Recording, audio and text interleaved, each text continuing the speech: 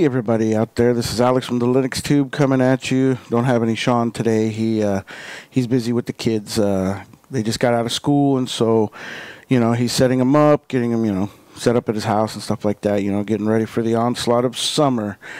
Anyhow, I was coming to you today because I want to talk to you guys briefly about a very underrated and overlooked thing in Linux that a lot of people either take for granted or just assume that it's got to be there and that it's something that is absolutely necessary. And a lot of people complain about it sometimes.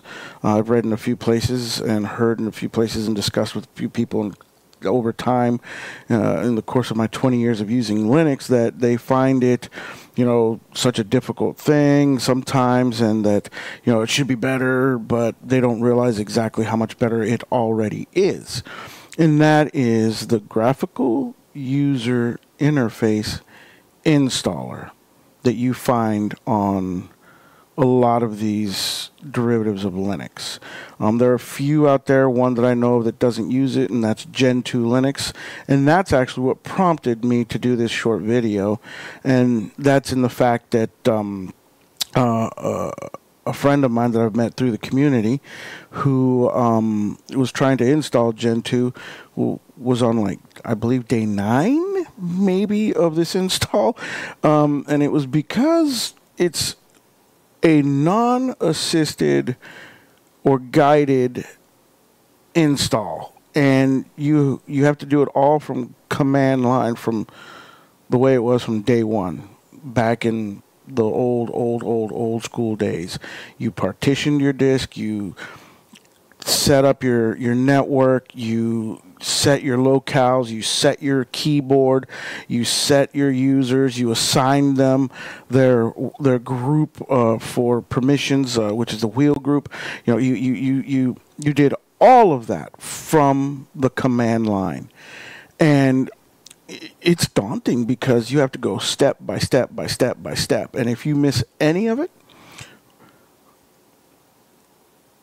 it's just going to hang. The system's going to hang. It's just not going to work. You're not going to install. Like my friend got all those things done, and he was having a problem with getting the X server to start or display a command or display a graphical user interface or a desktop environment. So I mean, it was difficult then, and this has really made me think about how far these installers have come. And I just want to tip my hat to these people that have been creating these installers and coding for them and keeping them updated and making them the wonderful things that they are. And by far, it is one of the most underrated parts in Linux that I don't think people give enough attention to. The ones that we currently have are ones that are like in Duvan, which is like the old school graphical command line ones. Yeah, it's a command line looking one, but you tab through it and you highlight and you select your selections. You don't actually have to input the command of what you want it to do. Right down to the regular one that we use for Ubuntu, Linux Mint, and all the Debian derivatives. And to me, the pinnacle of them all, the beauty of them all, has got to be the Calamares installer, because the Calamares installer, which is one that is used on a lot of your Arch derivatives, is a thing of freaking beauty.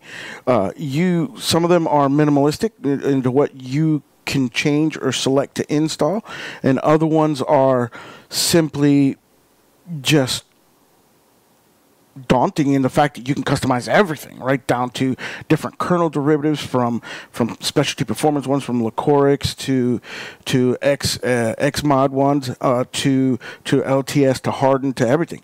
Thousands of softwares you can select to install of all different categories in your operating system, from sound software to graphical editing software, to different media players, to all of that. It's just amazing to me, how flexible and how many different choices you have in that. I mean, that's just, it's a thing of beauty, you know, and it guides you completely through the entire process.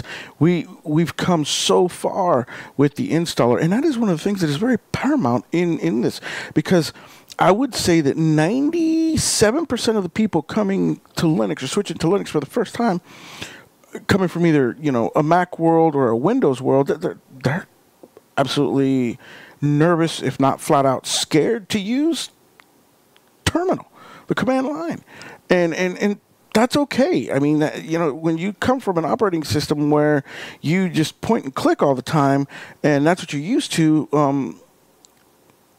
you know, coming to this world can be daunting, and that's, you know, Linux as an operating system as a whole in itself has come a very long way in that aspect as well, from the desktop environments to that. But the graphical user interface installer is fantastic, and it makes them willing to come and try Linux that much more ready and easier. So I commend the people that are writing these programs and writing the code for this stuff, and the ones that have sat down and thought about long and hard, how do we want to do this, and laid them all out and did everything that they did, all the predecessors to the current ones, maintaining and actually implementing new functions. Thank you, thank you, thank you. You know, your work is not unseen and unappreciated. It's just, it's time that you guys get the credit that you guys deserve. I really, really think so. If you decide that you want to install something like Gentoo, be prepared to take one heck of an amount of time and a learning curve to do this. And that's not being understated at all. I used to do that back in the day, and I probably would struggle at doing it today, to be honest with you, because I don't remember everything, and have probably forgot a lot of key important steps to take in doing that. It'd probably take me a good couple of hot minutes to get that installed. But either way, whichever way you choose to install Linux, I just hope that you guys install it, you're successful at it, and you enjoy Linux as much as I do. So listen, thank any developers that you can down the road as you see them, you know, that you know that are doing this, or if, as you get more involved in the communities, or if you are involved in the community, take a minute to thank them. Thank them for their hard work, because they do this a lot of times free gratis without any type of compensation whatsoever. And if you have a chance to support and donate to them, please do. And to anybody who is doing anything to help Linux further, from content creators like myself to developers to even some people who do beta testing, you know. If you can find a way to donate and give back, please do. Hey, on that note, don't forget to like, subscribe, share, and join my YouTube channel, the Linux Tube.